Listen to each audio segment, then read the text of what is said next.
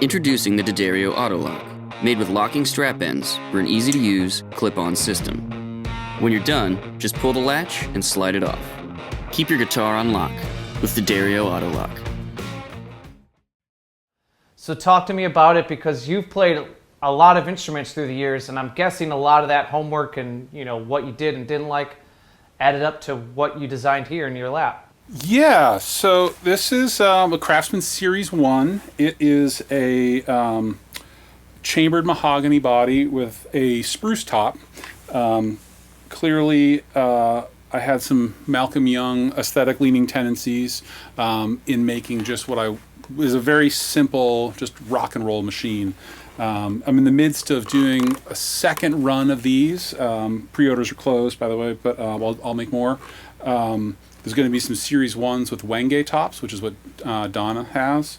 And there's also going to be some Series 2s, which are essentially the same guitar, but they're a solid body. They have 2 pickups and a pickguard and switches, but the same GCI slug jammer pickups. And yeah, this thing's really great. And obviously, like you said, my guitar taste and what I've been playing live has changed a lot over the years, and there's been a lot of evolution in my playing, which I think has been partially related to the fact that I build guitars for people.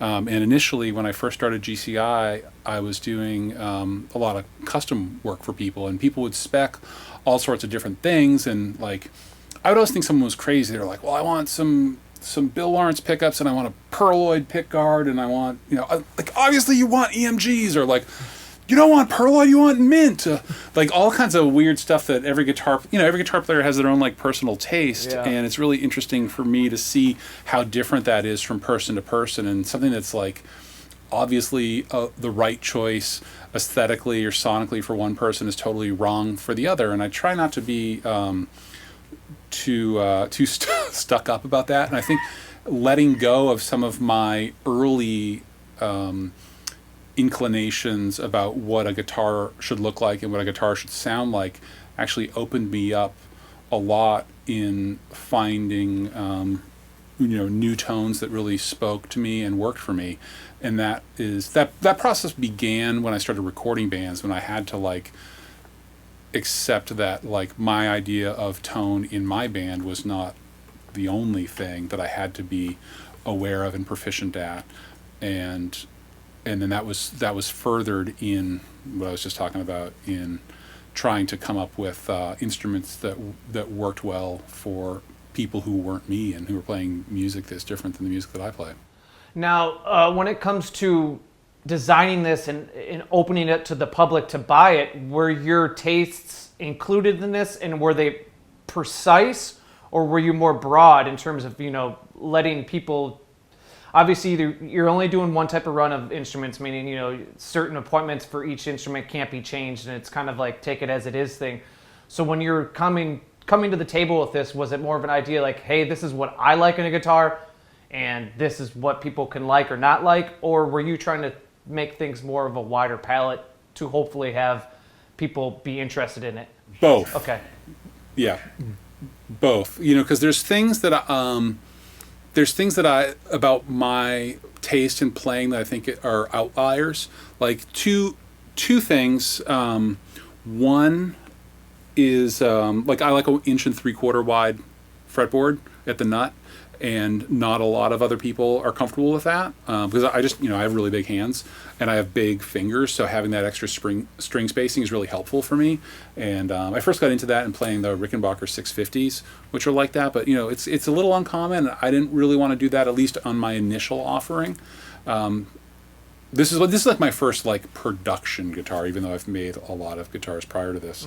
Mm-hmm. So I wanted my first production guitar to have a fairly broad appeal. I also wanted it to be just really simple, straightforward rock and roll machine, not give everybody every option. And I also didn't want to do custom work because I also have a recording studio, and I have 2 kids, and there's a lot of other things, and I build pedals, and so there's a lot of other things taking my time, and I know that it would be more than a full-time job if I was trying to appease every individual customer's taste and sensibilities. So, I expect that people are going to do modifications to these things. They'll change the tuners, they'll change the pickups if they want to. I think what I'm providing for them is great, and I don't think that they need to. But people see, okay, for example, these tuners, they're open back tuners. So some people will see these and think that they're cheap tuners. They're not. The reason why I use open back tuners is because this is a chambered body. It's like incredibly resonant, snappy, and lively sounding and feeling. But if I used what my preference in tuners, which are the D'Addario auto trim tuners, or trim locks, I forget what they call them. Those things are a little bit heavy, and there's a little bit of like neck dive with those on a chambered body. But I think the tone of this chambered body is really worth it, and using open back tuners cuts down the weight, so it ends up creating like a much more balanced body. So I thought about all of those different compromises in order to come up with what I feel as though makes a really well balanced instrument, both physically and sonically. One thing I know that you point out in a lot of interviews is the scale length. Scale length along with the width at the nut. Is that something that you put on your own taste or your own preference, being 25? Yeah, these are 25 and a half. 25 and a half. These are the nuts 1 11/16, which is pretty standard, middle of the road. I'm comfortable playing them. An extra 16th helps me out a little bit, but I'm comfortable playing inch and 11/16. And the scale length is 25 and a half, so like Fender style. Like 24 and 3/4, like a Les Paul, is a little more fun to play, and you get a little more like wanky stuff going on, and it dooms a little more, but it's just the tuning stability and the responsiveness of 25 and a half works really well for me and what I do.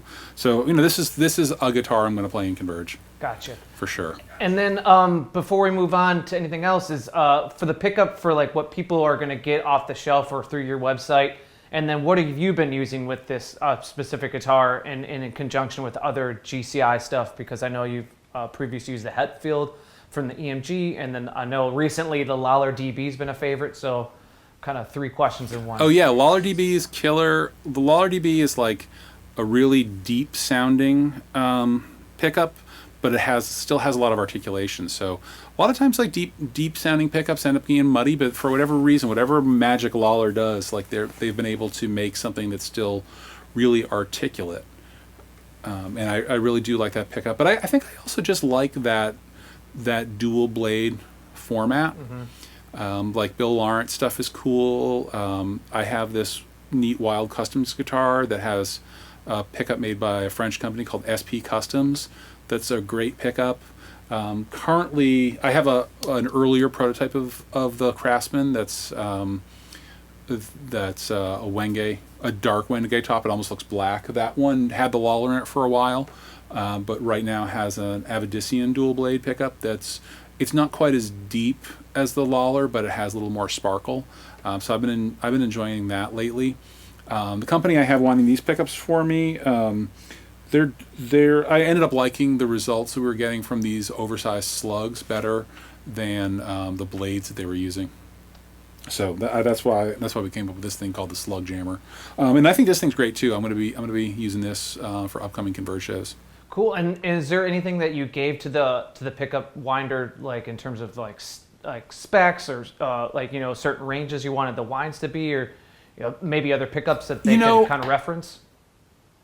I gave them pickups to reference, and I referenced some other pickups that this particular factory had been making themselves. Because like you give, based on like metallurgy is not the same everywhere, right? So like North American metallurgy and European metallurgy and Asian metallurgy and the different parts of Asia, like the metallurgy is different. So like you spec a certain wire and a certain type of magnet and all that, they're not going to be the same based on where those things are sourced. So it's relevant, but only to a point. So I felt like getting some pickups from this actual winder and then making comparisons based on what they had built before was more useful to me than saying like, well, I want it to be a mix of the James Hetfield and the DB, or saying like how many windings I wanted, or which type of magnets I wanted, or which type of base plates. And so it was an iterative process. But I'm also like, the pickup thing is still one of those, like, I know it's not, people say it's a black art, but I know it's not. But it's still one of those things that I don't fully understand myself. So rather than try to micromanage someone, I basically said, you guys know what you're doing better than me. Here's where I'm trying to get, and send me a few options on what you think I'm going for, and then let's tweak from there.